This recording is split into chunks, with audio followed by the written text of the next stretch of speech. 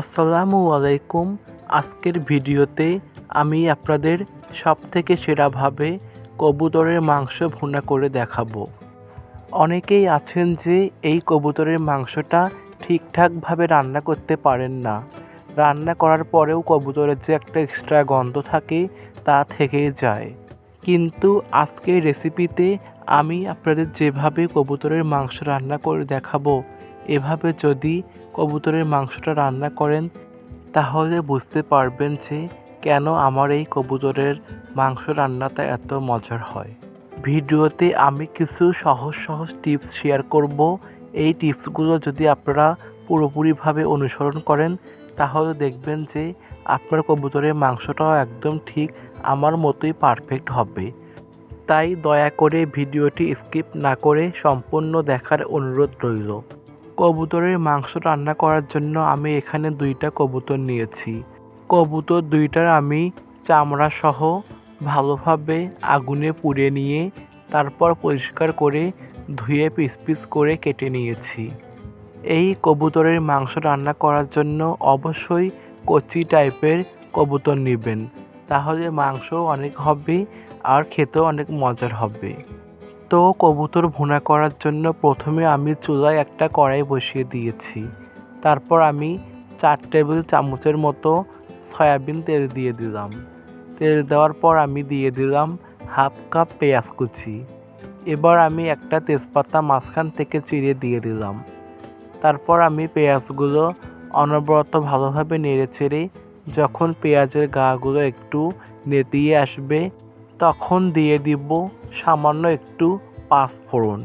পাঁচফোড়নের সুন্দর একটা ঘ্রাণ আসে, তার জন্য মাংস খেতে অনেক মজার হয়। এবার পাঁচফোড়নের সাথে পেঁয়াজগুলো আবারও অনবরত নেড়ে পেঁয়াজগুলো হালকা বাদামি করে নিব। যখন পেঁয়াজগুলো হালকা বাদামি হয়ে আসবে তখন এর মধ্যে একে একে মশলা দিয়ে দিতে হবে। তো আমি প্রথমে দিয়ে দিলাম 1 চা চামচ জিরা বাটা, 1 চা চামচ ধনিয়া বাটা, 1 চা চামচ আদা বাটা, 2 চা চামচ রসুন বাটা। তারপর আমি দিয়ে দিব গরম মশলা বাটা। আমি এখানে 4টা সাদা এলাচ, 1টা বড় এলাচ, 3টা লবঙ্গ আর 2টা গোলমরিচ আর 2 টুকরা দারচিনি একসাথে ভালোভাবে একদম মিহি করে পেস্ট করে নিয়েছি। তারপর আমি দিয়ে দিলাম একটা বস। এবার আমি যাতে মশলাগুলো পুড়ে না যায় তার জন্য অল্প একটু পানি দিয়ে দিলাম। পানি দিয়ে এবার আমি দিয়ে দিব 2 চা চামচ লবণ, দিয়ে দিব হাফ চা চামচ হলুদের গুঁড়া। তারপর আমি দিয়ে দিব 1.5 চা চামচ শুকনা মরিচের গুঁড়া।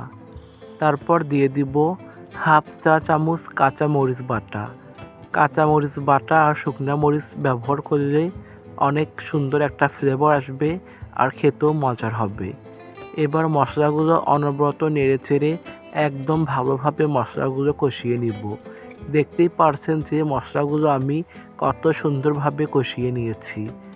এবার এই কষানো মশলার মধ্যে আমি আগে থেকে কেটে ধুয়ে পরিষ্কার করে রাখা কবুতরের মাংসগুলো দিয়ে দিলাম। এইবার কবুতরের মাংসের সাথে মশলাগুলো অনবরত ভালোভাবে কিছুক্ষণ নেড়ে নিব। কিছুক্ষণ নেড়েই আমি এখানে 2টা মাঝারি সাইজের রসুনের কোয়া দিয়ে দিব। তারপর দিয়ে দিব 4টা কাঁচামরিচ। কাঁচামরিচগুলো আমি মাঝখান থেকে একটু হালকা করে ফালি করে নিয়েছি। তারপর আমি দিয়ে দিলাম আবারও হাফ কাপ পেঁয়াজ কুচি। এবার আমি সব কিছু একদম ভালোভাবে নেড়ে চেড়ে নিব। এই পর্যায়ে আমি যে পেঁয়াজ, কাঁচামরিচ আর রসুন ব্যবহার করেছি তার জন্য সুন্দর একটা ফ্লেভার আসবে আর রান্নাটা অনেক সুন্দর হবে। এইবার আমি চুলার আঁচটা মিডিয়াম আঁচে রেখে ঢাকনা ছাড়াই একদম ভালোভাবে মশলাগুলোর সাথে মাংস কষিয়ে নিব। যখন দেখবেন যে মাংসগুলো একদম ভালোভাবে কষানো হয়েছে সেই পর্যায়ে দিয়ে দিব 1 কাপ পানি। আমি এখানে আগেই কোনো পানি ব্যবহার করি নাই। মশলা কষানোর পরেই 1 কাপ পানি দিয়ে ভালোভাবে মশলার সাথে মাংসগুলো নেড়ে ঢাকনা দিয়ে ঢেকে দিলাম। চুলার আঁচটা কিন্তু মিডিয়াম আঁচেই রাখতে হবে। ঢাকনা দিয়ে 10 থেকে 15 মিনিটের মতো আমি মাংসগুলো ভালোভাবে রান্না করে নিয়েছি।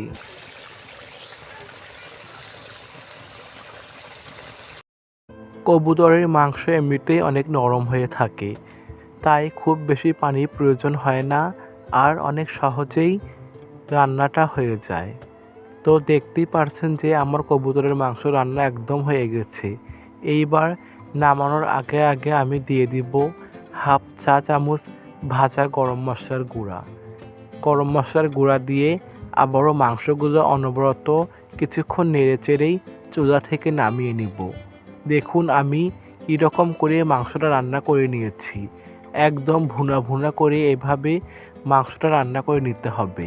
এবার আমি চুলা থেকে মাংসগুলো নামিয়ে নিব। এভাবে এই কবুতরের মাংস রান্না করলে কথা দিচ্ছি একটুও কোনো এক্সট্রা গন্ধ আসবে না, আর খেতেও হবে সবথেকে সেরা। আশা করছি আজকের এই কবুতরের মাংস ভুনাটা আপনাদের অনেক ভালো লেগেছে। রেসিপিটি ভালো লাগলে ভিডিওতে একটি লাইক, কমেন্ট আর শেয়ার করে দিবেন।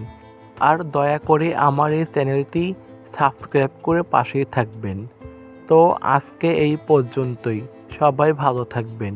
ধন্যবাদ সবাইকে। আল্লাহ হাফেজ।